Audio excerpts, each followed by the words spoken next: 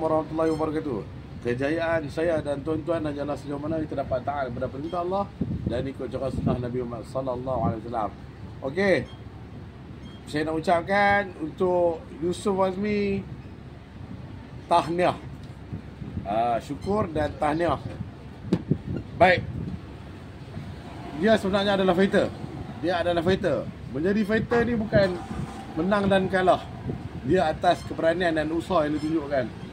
Kalau hampa nak kata dia makan duit ke, buat tu ke, buat ni ke, semua sama, hampa pun sama. Cuma beza dia, hampa ni Allah sembunyi aib hampa.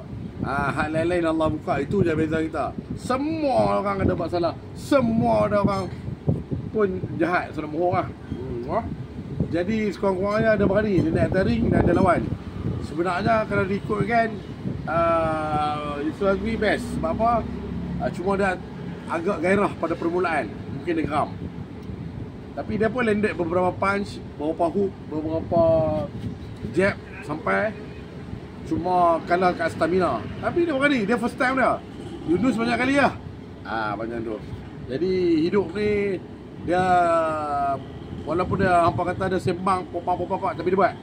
Dia buat. Dia adalah fighter. Bagi saya dia adalah fighter.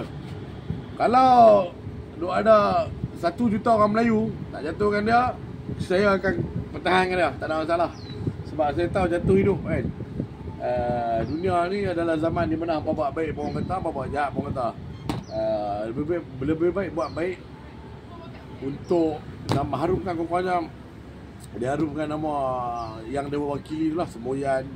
Dia harumkan nama orang Melayu. Dia naik juga, dia pergi fight. Dia tak kata-kata apa tu cancel last minute. No. Apa-apa Yusuf Azmi, you are truly fighter. Kan? Cuma biasalah, fight ni bukan semua orang boleh menang. Bukan setiap kali kita boleh menang. Kepada yang duk kata-kata ada tu, hampa tahu tak hari jantan, hari perempuan? Kalau orang tua-tua dia ada ajak, ada hari jantan, ada hari betina. Hari jantan ni di mana hampa rasa hampa boleh conquer segala-galanya, boleh buat segala-galanya. Hari hampa betina ni, hampa jangan kata hampa Mike Tyson. No. Hampa juara dunia pun macam tu lah nanti kena. Hidup ni dia ada up and down, dia ada jatuh dan bangun. Apa-apa Yusuf Azmi, tak apa, orang nak kata, tapi hang buktikan. Kebanyakan orang boleh cakap tapi tak berani buat. Mereka hanya berani bergaduh-bergaduh di dalam disko, dalam keadaan mabuk, dalam keadaan kick. Mereka aja berani kata. Orang tak semua orang berani buat. Apa-apa pun you are best. Zaman sekarang adalah zaman untuk dia, bukan untuk berpecah kan. Tak ada masalah. Terbaik lah bro. Apa-apa bro, up. Mungkin banyakkan lagi training, banyakkan lagi latihan. Kat luar tu cakap tu pun lebih kurangnya, sembangnya lebih. Saya tak kata kurang, saya sendiri bersama. Kan? Kan jangan kata training. Kita marah orang pun kita dah penat. Apa-apa pun terbaik. Moga-moga Allah bersama anda dan Allah bersama kita semua.